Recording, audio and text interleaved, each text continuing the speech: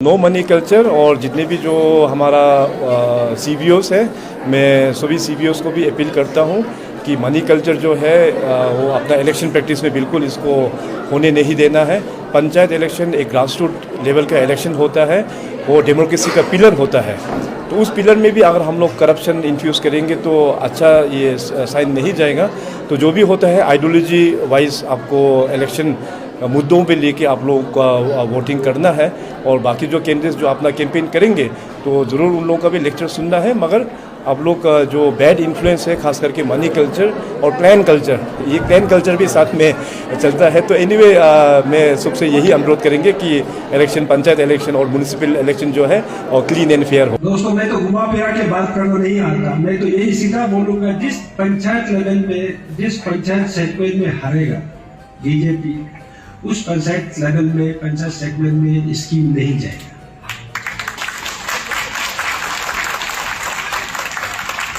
और ये मिनिस्टर बोल रहा है, पंचायत मिनिस्टर बोल रहा है, याद रखिएगा। और हम जो बोलते करता है इसको सब जानता है। जो बीजेपी को वोट नहीं मारेगा पंचायत में उनको स्कीम्स नहीं मिलेंगी। उनका बोला वो चीजें गलत है कि नहीं सर? कंडेम करें, काफी लोग कंडेम करें। मैं उसको नहीं बोलूँगा, उन्होंने क्या सोच के बोला होगा शायद, कैसे उनका इंटरप्रिटेशन क्या होगा मैं।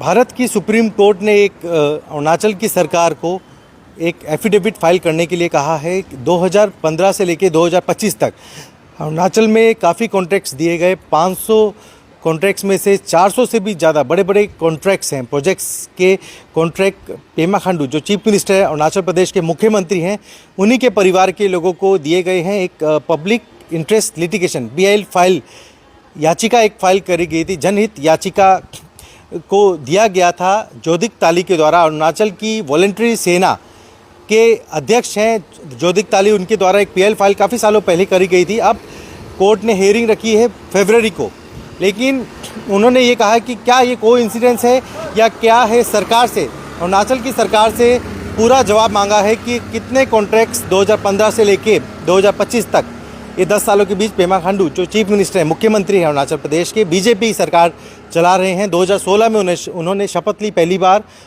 उसके बाद जब कांग्रेस के विधायक बन के 2016 में उन्होंने शपथ ली, कांग्रेस पार्टी से जब उन्होंने शपथ ली, उसके बाद पार्टी बदली करी, बीजेपी में शामिल हुए, बीजेपी की सरकार चल रही है।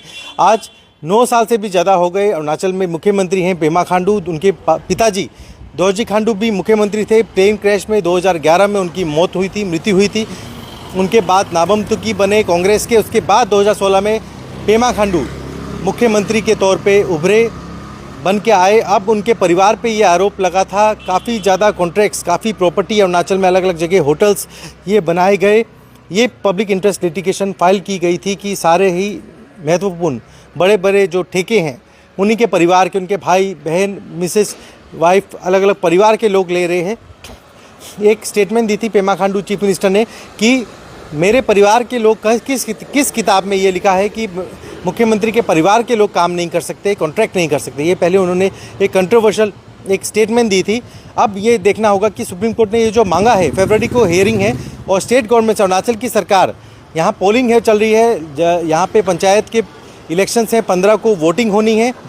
अब ये एक बीजेपी के उनके जो मंत्री हैं, पंचायत के मिनिस्टर हैं, उन्होंने कल एक स्टेटमेंट दी कि जो बीजेपी को वोट नहीं मारेगा उस पंचायत में, उस गांव में स्कीम्स को हम नहीं देंगे, स्कीम्स नहीं जाएगी उस गांव में। ये कंट्रोवर्शियल स्टेटमेंट ओजिंग तासी उनके मंत्री हैं, उन्होंने दी। अब ये देखना ये होगा कि किस प्रकार सुप्रीम कोर्ट इस केस को देखती है, इस याचिका को देखती है, और किस प्रकार ये केस को देखा जाता है।